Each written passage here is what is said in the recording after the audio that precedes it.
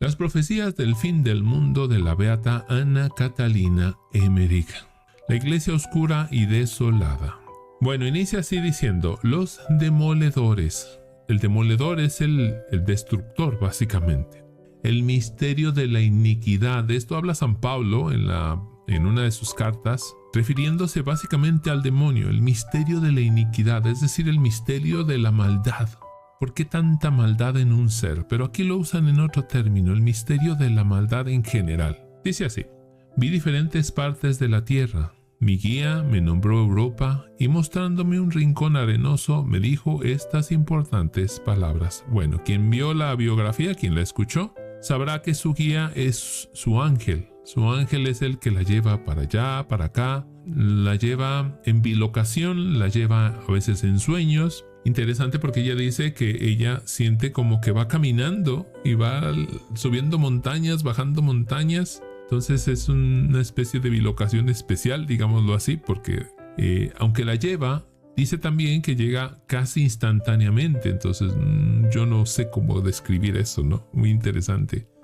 Me dijo estas importantes palabras. He aquí la Prusia enemiga. La Prusia lo podemos mencionar hoy más o menos, no es exacto, pero más o menos como Alemania. Él me enseñó a continuación un punto más al norte diciendo, he aquí la Moscovia trayendo con ella muchos males. Moscovia es el Principado de Moscú. Hoy podríamos decir Rusia.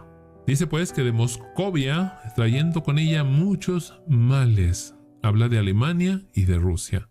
Los habitantes eran de un orgullo inusitado. Vi que se armaban y que se trabajaba por todos lados. Todo era sombrío y amenazante, llenos de orgullo inusitado. Gente arrogante, soberbia, nada humilde, es lo que ella ve. Vi ahí a San Basilio y a otros. San Basilio, una característica muy importante de este santo, se le conocía, sobre todo él es de por allá del 330 después de Cristo, los padres de la iglesia primitiva.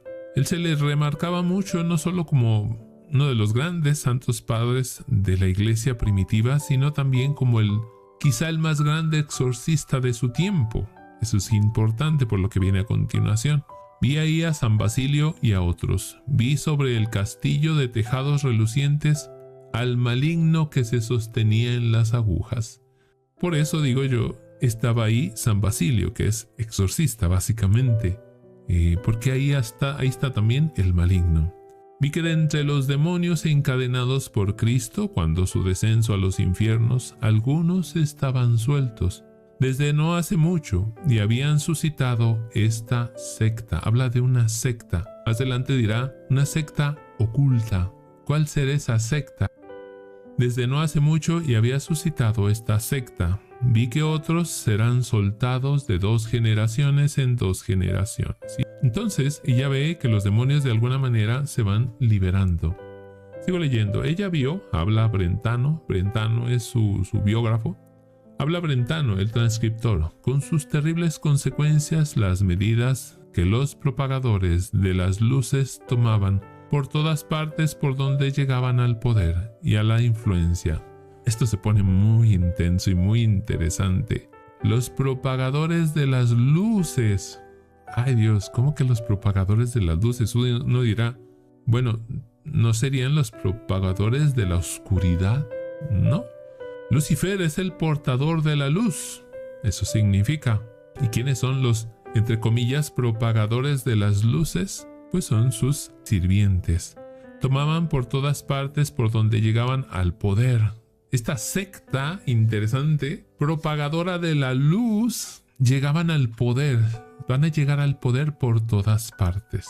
Y a la influencia, al poder, para ir desde el poder influir en el mundo. Para abolir el culto divino, así como todas las prácticas y los ejercicios de piedad. O para hacer de estos algo tan vano como lo eran las grandes palabras de luz, de caridad, de espíritu, bajo las cuales ellos se ocultaban a sí mismos y a los demás el vacío desolador de sus asuntos en los que Dios no estaba para nada.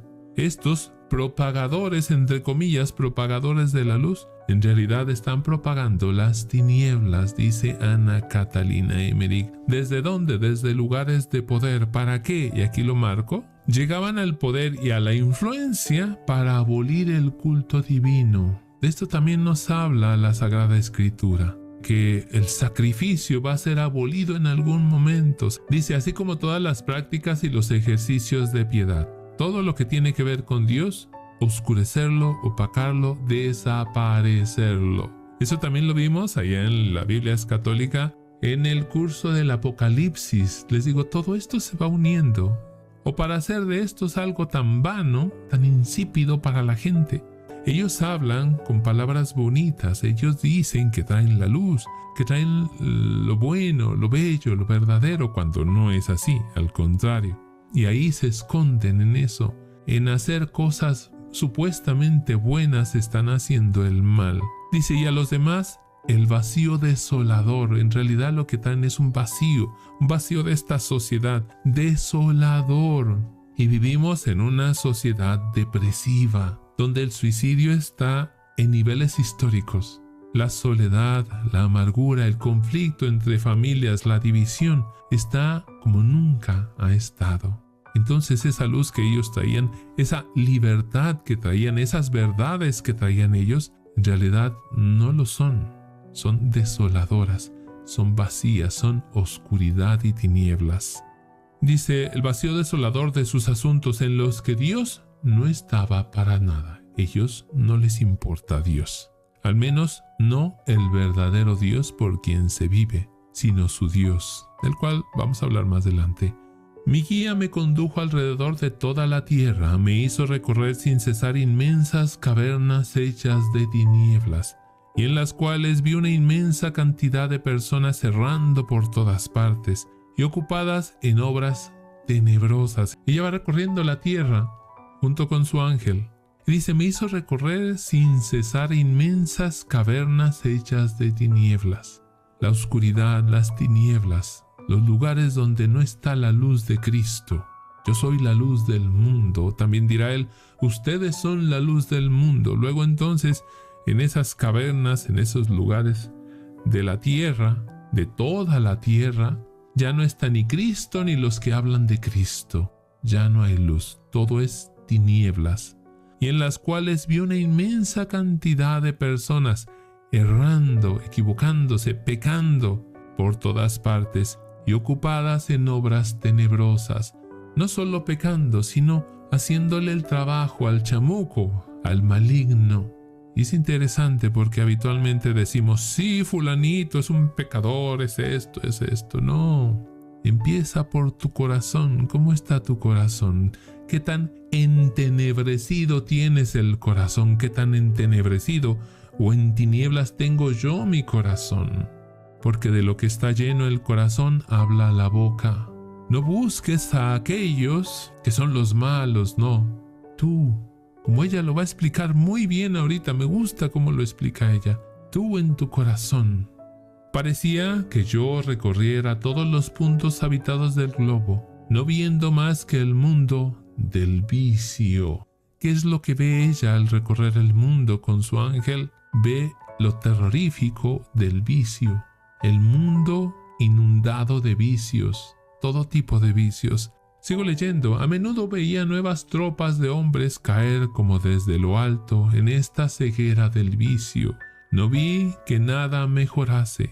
Me hizo entrar en las tinieblas y considerar de nuevo la malicia, la ceguera, la perversidad, los engaños, las pasiones vindicativas, el orgullo, el engaño, la envidia, la avaricia, la discordia, el asesinato, la lujuria y la horrible impiedad de los hombres. ¿En cuál de estas cabe tu vida? ¿En cuál de estas tinieblas está tu vida? No es que sean los otros, soy yo. Soy yo el que más ha contribuido a la destrucción quizá de la misma iglesia del cuerpo de Cristo. ¿Con qué? Con mis tinieblas.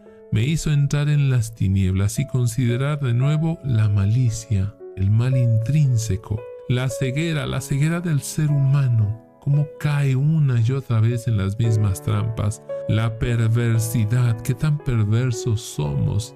Cuánto abusamos del otro que es muy ingenuo. los engaños, las pasiones vindicativas, el orgullo, el engaño, la envidia, la avaricia, la discordia. ¿Cuánta discordia hay en tu familia? ¿Cuánta avaricia hay en tu corazón? El asesinato, el destruir a tu hermano. No necesariamente le tienes que quitar la vida, pero sí hay mucha gente que habla como si quisiera muerta a aquella persona. La lujuria, y de eso ni hablamos ya. De eso ni hablamos porque estamos inundados por todos lados. Y la horrible impiedad, la falta de piedad de los hombres. Somos parte de esas tinieblas, aunque a veces nos creemos parte de la luz. Todo tipo de cosas que sin embargo no les eran de ningún beneficio, sino que les hacía cada vez más ciegos y miserables y les hundían en las tinieblas cada vez más profundas. ¿Y qué hacen todos estos vicios, todas estas maldades? Toda esta iniquidad, como decía al principio en el título, nos hunden y nos hunden, nos vuelven más ciegos y nos vuelven miserables. Nos hunden en las tinieblas cada vez más profundas. A menudo tuve la impresión de que ciudades enteras se encontraban situadas sobre una corteza de tierra muy fina y corrían el riesgo de hundirse muy pronto en el abismo. Sí, ella se lo imagina como grandes ciudades encima del abismo, pero hay una capa de tierra muy finita, ¿no? Que en el momento que se rompa toda esa ciudad cae en el infierno mismo. Vi a esos hombres cavar ellos mismos para otras fosas ligeramente recubiertas, pero no vi personas de bien en esas tinieblas, ni a nadie, por consiguiente, caer en las fosas. Esos mismos hombres que ya están ahí cavan las trampas, vamos a decirlo así, para que otros hombres caigan. Vi todos a estos malvados como grandes espacios tenebrosos que se extendían de un lado hasta otro. Los veía en barullo, como en la confusión tumultuosa de una gran feria, formando diversos grupos que se ejercían en el mal y masas que se mezclaban unas con otras, como algo ya muy natural, ¿no? El mentir, la lujuria, los vicios, como algo ya normal en nuestra sociedad. Todo mundo lo hace, yo por eso también lo hago. Es lo más normal del mundo. La maldad en su familia ya se volvió lo más normal y ya no luchan para nada. Simplemente dejan que avance el mal, que avance, como lo vimos en el libro del Apocalipsis, ese vómito de Satanás que lo va devorando todo a su paso. Ellos cometen todo tipo de actos culpables y cada pecado traía como consecuencia otro, y un pecado me lleva al otro y al otro y al otro, y cada vez más grande muy probablemente, y cada vez más cerca del abismo la persona. A menudo me parecía que me sumergía más profundamente todavía en la noche. El camino descendía una pendiente escarpada. Era algo horriblemente espantoso y que se extendía alrededor de la tierra entera. Vi pueblos de todos los colores, llevando los ropajes más diversos, y todos sumergidos en las abominaciones. Pueblos de todo el orbe, de todo el mundo ya. Ya no es aquí y allá nada más, no, es en todo el mundo ya. Y todos sumergidos en las abominaciones, lo que abomina a Dios, lo que detesta a Dios. A menudo me despertaba lleno de angustia y de terror. Veía la luna brillar apaciblemente a través de la ventana y oraba a Dios suplicándole que no me hiciera ver esas imágenes espantosas. Pero enseguida Él me hacía descender de nuevo en esos terribles espacios tenebrosos y ver las abominaciones que se cometían. Me encontraba una vez en una esfera de pecado tan horrible que creí estar en el infierno y me puse a gritar y a gemir. Entonces mi guía me dijo: yo no estoy cerca de ti y el infierno no puede estar ahí donde yo estoy. Me pareció ver un lugar muy amplio que recibía más la claridad del día. Era como la imagen de una ciudad perteneciente a la parte del mundo que nosotros habitamos. Un horrible espectáculo me fue mostrado. Vi crucificar a nuestro Señor Jesucristo. Después de que narra todo esto, toda esta oscuridad, tinieblas, pecado, maldad, iniquidad, sería la palabra más correcta, que ve ve que se está crucificando a Jesucristo. Y fíjense cómo describe: yo temblaba hasta los huesos, porque no había ahí más que hombres de nuestra época. No fueron los judíos, Ella no está viendo a los judíos crucificar a Jesús, a los romanos, no. Son los de nuestra época, los de hoy. Muy probablemente tú y yo también. Con nuestro pecado estamos crucificando al Señor de una manera mucho, pero mucho más terrible que la que ya conocemos gracias a las Sagradas Escrituras. Porque el pecado se ha multiplicado y se ha vuelto depravación, o se ha vuelto, como ya dijimos, iniquidad. ¿Sí? El misterio de la maldad, lo más oscuro de la maldad. Porque no había ahí más que hombres de nuestra época. Era un martirio del Señor mucho más espantoso y mucho más cruel que el que debió sufrir de los judíos.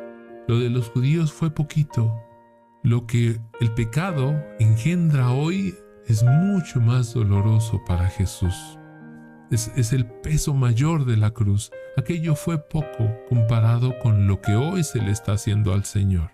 O, mejor dicho, con lo que hoy le estamos haciendo al Señor. O, para ser más correcto, con lo que yo, con mi pecado, le estoy haciendo al Señor. Porque yo sé lo que estoy haciendo. Los judíos no lo sabían, los romanos no lo sabían.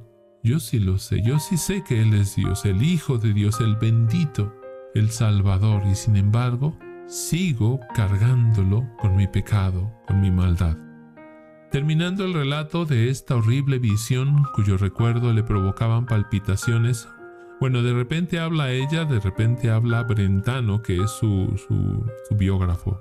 Y también el doctor, nomás que no me acuerdo del doctor Wessner, algo así. Terminando el relato de esta horrible visión, cuyo recuerdo le provocaban palpitaciones convulsivas, y que nada pudo convencerla para contarlo todo entero, es decir, ella no cuenta todo.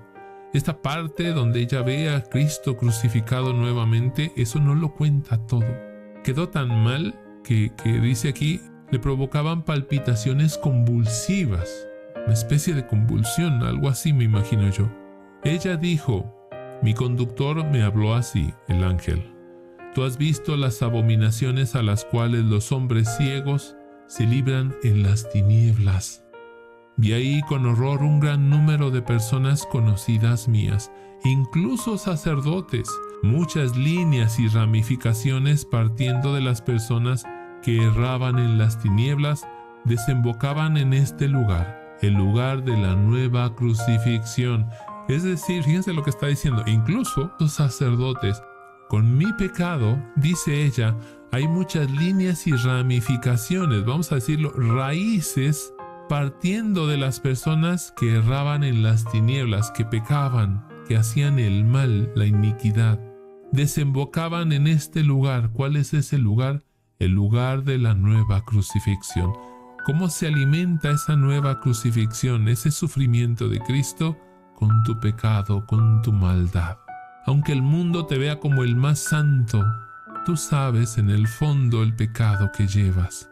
Y con eso alimentas, como dice ella, la nueva crucifixión del Señor. Vi una muchedumbre innumerable de desgraciados oprimidos, atormentados y perseguidos de nuestros días en varios lugares, y vi siempre que se maltrataba por ello a Jesucristo en persona. También por el sufrimiento de los mártires. Al perseguir a los mártires, hacer los mártires, sufre Cristo también.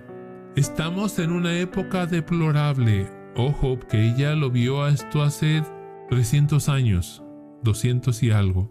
No sé si vio lo que estamos pasando el día de hoy. Es mucho peor, pero mucho peor que entonces. Estamos en una época deplorable en la que no hay ya más refugio contra el mal, no hay donde ocultarse. Una densa nube de pecados pesa sobre el mundo entero. Ella lo ve como una nube oscura de pecado, y veo a los hombres hacer las cosas más abominables con una tranquilidad y una indiferencia completas. Vi todo esto en varias visiones, mientras que mi alma era conducida a través de diversos países sobre toda la tierra. Vi nuevos mártires, no del tiempo presente, 1820, año de la visión, sino del tiempo que vendrá, en el futuro. Ella ve mártires todavía en el futuro. Sin embargo, veo que se les oprime ya. La demolición de la iglesia. Primero, lo que hace ella es narrar lo que hay en el ambiente, o vamos a decir, en el mundo entero. Lo que ella ve, lo está narrando, lo está relatando para, digamos, prepararnos para ver ahora, enfocarnos en la iglesia. ¿Y la iglesia qué está pasando ahí? Si el mundo se está llenando de oscuridad, algo está pasando en la iglesia, probablemente. La demolición de la iglesia. Y el título ya nos dice muchas cosas. He visto personas de la secta secreta, aquí ya le llama, la secta secreta. Dice, minar sin descanso a la gran iglesia. ¿Qué es minar? Vamos a ponerlo así, dinamitar. Ir tumbando, ir quitando los cimientos, ir desmoronando poco a poco, ir debilitando los fundamentos de la iglesia.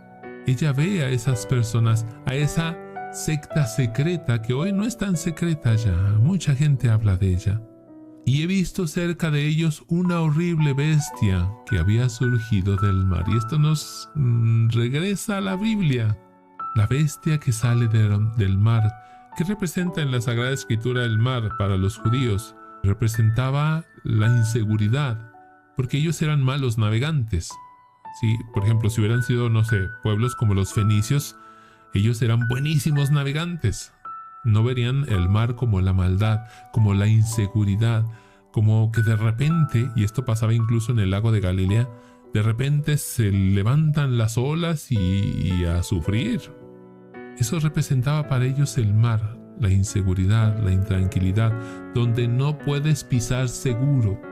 Por eso que Jesús camine sobre las aguas tiene un significado para los judíos increíble, ¿no? ¿Quién será esa bestia? Tenía una cola como la de un pez, garras como las de un león y varias cabezas que rodeaban como una corona una cabeza más grande. Su boca era ancha y roja, estaba manchada como un tigre y se mostraba muy familiar con los demoledores. Es decir, al decir muy familiar es como si fueran familia con esos demoledores, que también le llama la secta secreta. Entonces son familiares, tienen familiaridad, están relacionados esta secta secreta con la bestia. Se acostaba a menudo en medio de ellos durante su trabajo y mientras ellos demolían la iglesia, ahí se recostaba la bestia, ¿no? Como a verlos, como a supervisarlos, como a animarlos a que siguieran. A menudo también ellos iban a encontrarla en la caverna donde se escondía a veces. Durante ese tiempo vi por un lado y por otro en el mundo entero muchas personas buenas y piadosas, sobre todo eclesiásticos. Fíjense algo muy bonito que dice ella. Ya habló de los malos eclesiásticos, de los malos sacerdotes, obispos, monjas, religiosos, todos ellos. Pero dice que todavía había buenos, gente buena, pero sobre todo dice eclesiásticos, vejados, prisioneros y oprimidos. Tuve el sentimiento de que ellos llegarían a ser mártires un día, entregar su sangre por Cristo. Como la iglesia ya estaba en gran parte demolida, no quedando en pie más que el coro con el altar, vi a estos demoledores penetrar en la iglesia con la bestia. Los demoledores encontraron en el templo una mujer llena de majestad. Otra vez, vamos al Apocalipsis, la bestia. Vamos a ponerle otro nombre, el dragón, que se enfrenta a una mujer llena de majestad. Me parecía que ella estaba embarazada, una mujer vestida del sol con la luna bajo sus pies, Apocalipsis 12, y una corona de 2 estrellas sobre su cabeza. Estaba encinta, Apocalipsis 12, 1 y 2.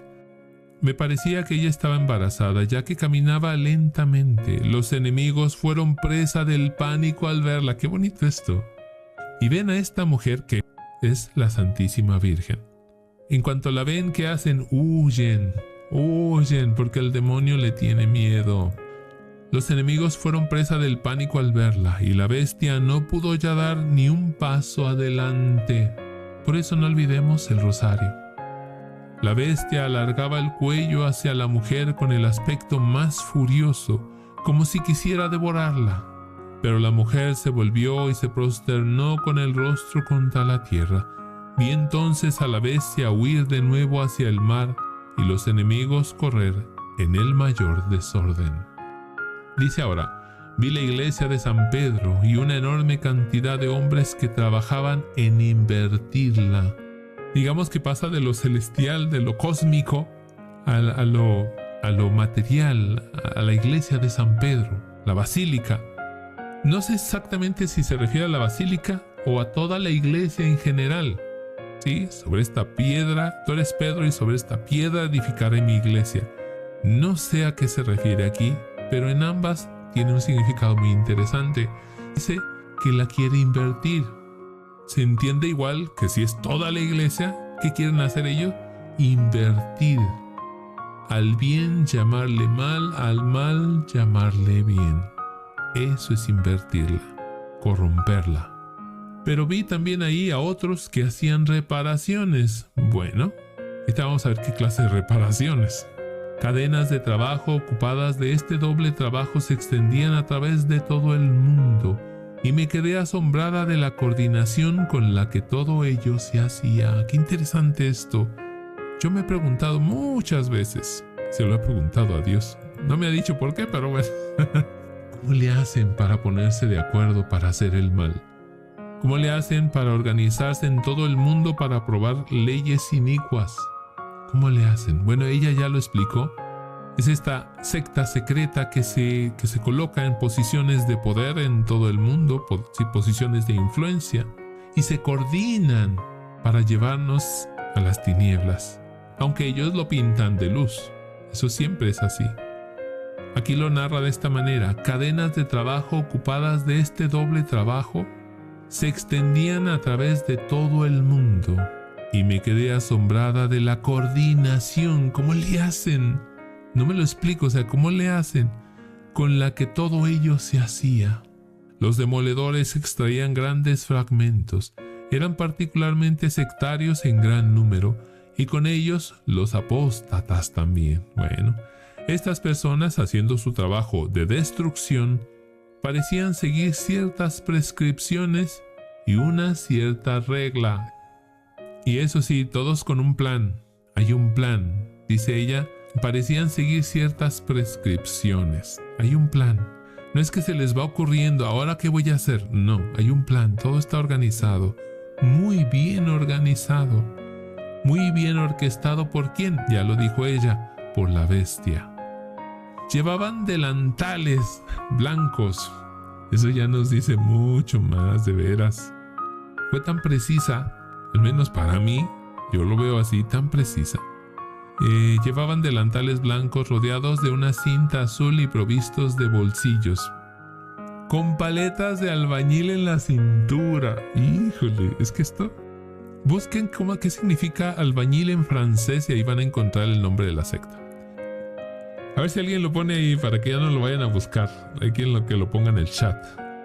Ellos tenían además vestidos de todo tipo. Había entre ellos hombres distinguidos, muchos, altos y gruesos, con uniformes y cruces. Eso de cruces también.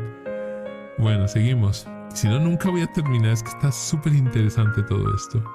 Los cuales, sin embargo, no trabajaban directamente en la labor, sino que marcaban en los muros con la paleta los lugares donde había que demoler.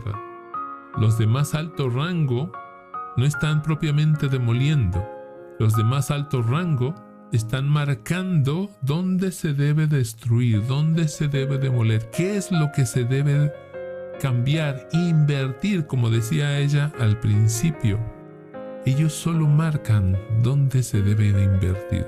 Y los demás, los albañiles, vamos a decirlo así, hacen el resto del trabajo. Vi con horror que había también entre ellos sacerdotes católicos. Esto sí duele. De hecho, por eso ella dice, vi con horror. Eso sí duele, de veras, eso sí duele. Ya toda la parte anterior de la iglesia estaba destruida. No quedaba en pie más que el santuario con el Santísimo Sacramento. Qué interesante que lo último que ella ve en pie es el Santísimo Sacramento. He visto la iglesia de San Pedro, estaba demolida con excepción del coro y del altar mayor. Vi también cómo al final María extendió su manto por encima de la iglesia y cómo los enemigos de Dios fueron ahuyentados nuevamente. ¿Quién es la que salva a la iglesia? La Santísima Virgen. Porque al proteger eso que queda de la iglesia, está protegiendo a su Hijo Jesucristo.